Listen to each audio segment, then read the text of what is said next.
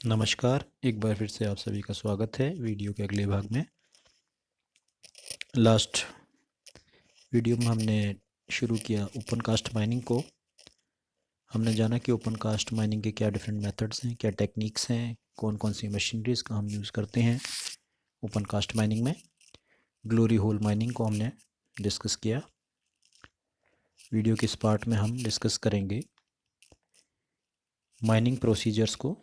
इसमें हम mine start करने से लेके माइंस को क्लोज़ करने तक के कौन कौन से एक्टिविटीज़ की जाती है उनको हम यहाँ डिस्कस करेंगे। Production procedure, following activities are involved in any mining procedure. कौन कौन सी हैं? Site preparation, drilling and blasting, removal of overburden, excavation, loading and transporting, and last है रिक्लेमेशन। तो शुरू करते हैं साइट प्रिपरेशन से। साइट प्रिपरेशन, अब कोई भी हमने माइंस अलॉट करवा लिए, गवर्नमेंट से परमिशन ले ली है, सब तरह की हमने फॉर्मेलिटीज़ पूरी कर दी है, तो अब वहाँ पे माइनिंग शुरू करनी है उस पर्टिकुलर साइट पे। तो माइनिंग शुरू करने से पहले उस लैंड के ऊपर कुछ स्ट्रक्चर्स, कुछ प्लांट्स, कुछ ट्रीज़ होंगे, तो उनको पहले हटाना बहुत ज़रूरी है। उसकी टॉप सॉइल हटाना ज़रूरी है, जिसके बाद हमारी माइनिंग शुरू होगी। और इसी प्रोसेस को, साइट को प्रिपेयर करने को हम बोलते हैं site preparation. The process consists of falling and removal of trees, removal of topsoil and subsoil, and their storage for reuse in reclamation phase after the mining operations are over. अब इसमें जितने भी पेड़ वगैरह वहाँ पे लगे हैं उनको वहाँ से हटाना है, ऊपर का टॉप सॉइल और सब सॉइल हटाना है, और हटा के उसी माइनिंग एरिया में, स्लीज एरिया में हमें किसी एक जगह पे उसको डंप करके रखना पड़ेगा, सुरक्षित रखना पड़ेगा। वो कब काम आएगा?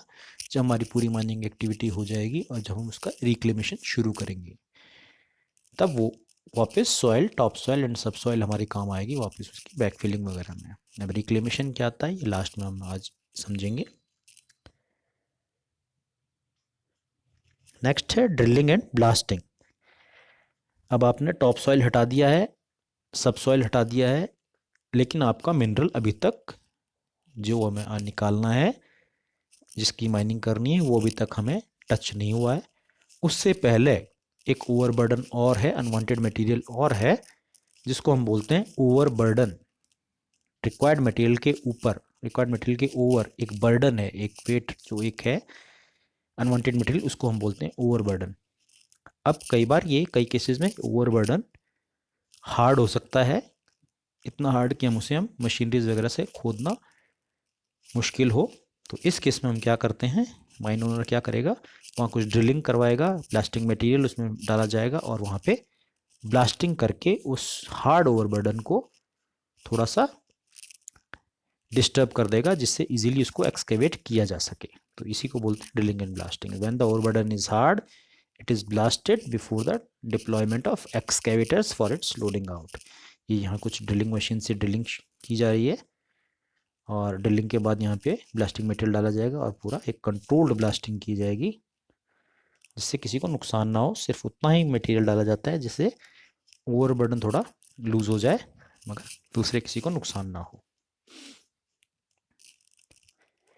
नेक्स्ट है रिमूवल ऑफ ओवरबर्डन। अब ब्लास्टिंग से हमने उस ओवरबर्डन को लूज़ कर लिया है। लूज़ करने के बाद वहाँ पे हम अपने एक्सकेवेटर्स, अपने शॉवल्स और डंपर्स को डिप्लॉय करेंगे, और उससे वो पूरा जो ओवरबर्डन है उसको वहाँ से रिमूव करके लीज एरिया में ही या किसी पास के अदर एरिया में, डिस्क्राइब्ड एरिया में, उस ओवरबर्डन को डंप करेगा, जो कि बाद में काम आएगा वापस रिक्लेमेशन। अब रिक्लेमेशन क्या है फिर लास्ट में डिस्कस होगा। द ओवरबर्डन इज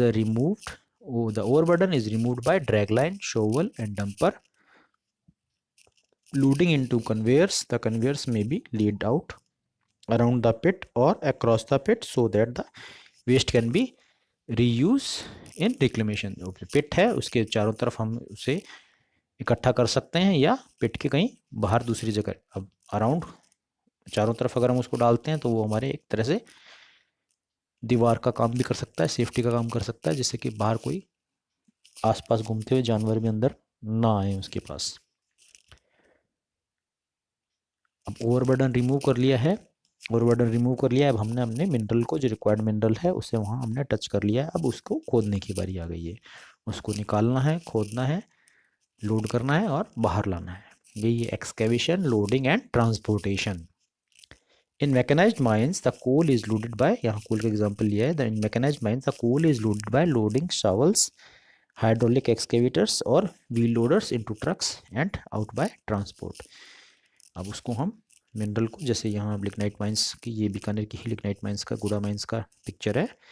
यहाँ एक्सकेवेट किया जा रहा है, एक्सकेवेट के बाद उसको डंपर्स या लोडर्स के अंदर, उसको ट्रक्स के अंदर हमने लोड किया, और लोड करने के बाद यहाँ पे ट्रांसपोर्टेशन करके उसे माइनिंग पिट से बाहर, अब आप चाहे उसे पावर प्लांट में ले जा रहे हैं या कहीं और ट्रांसपोर्ट कर रहे हैं दूर के पावर प्लांट में, आप उसको ट्रांसपोर्ट कर सकते हैं।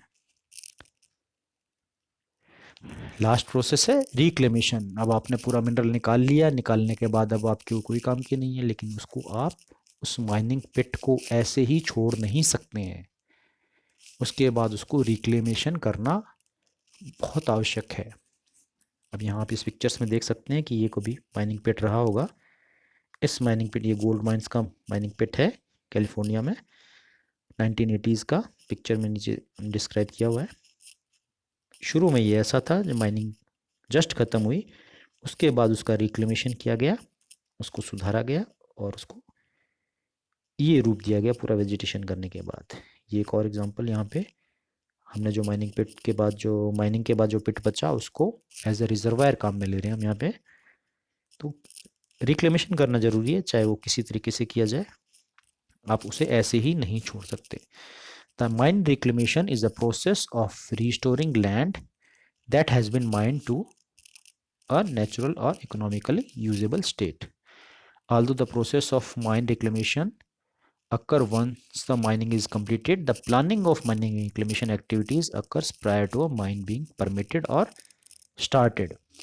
रिक्लेमेशन होता तो माइंस ख़त्म करने के बाद है, लेकिन माइंस शुरू करने से पहले या उसकी परमिशन मिलने से पहले भी आपको रिक्लेमेशन का प्लानिंग तैयार रखनी पड़ती है कि किस तरह उसकी आप रिक्लेमेशन करेंगे माइंस ख़त्म करने के बाद। और उसमें कौन कौन से प्रोसेस हैं? It involves the following processes: backfilling, regrading, surface stabilization, revegetation या restoration। अब पूरी जो माइन आउट आपने मिनरल कर लिया है, उसके बाद जो आपका वो एक वैकेंट पिट बचा है, तो उसमें जो आपने शुरुआत में जब आप साइड प्रिपेयर कर रहे थे, ओवरबर्डन हटा रहे थे, तो ओवरबर्डन आपने साइड में डंप किया था, उसको वापस यूज़ करेंगे उसको रीफिल करने के लिए, और जितना रीफिल हो सके हो गया। बाकी जो उसके ऊपर टॉप सोइल डाला जाएगा, उसका ऊपर वेजिटेशन किया जाएगा, कुछ प्लांट्स लगाए जाएंगे, प्लांटेशन किया जाएगा, और दूसरे अदर ग्रीनरीज वहाँ पे ग्रीन एरिया डेवलप किया जाएगा, जिससे उसका वापस लैंड यूज़ हो सके। तो ये थे पूरा प्रोसीजर, माइंस के स्टार्ट होने से लेके उसकी ख़त्म होने तक की पूरी कहानी थी, साइट प्रिपरेशन से लेके रिक्लेमेशन तक की। नेक्स्ट वीडियो में हम डिस्कस करेंगे ओपन कास्ट माइनिंग के क्या क्या एडवांटेजेस हैं, क्या डिसएडवांटेजेस हैं। तो मिलते हैं अपने नेक्स्ट वीडियो में।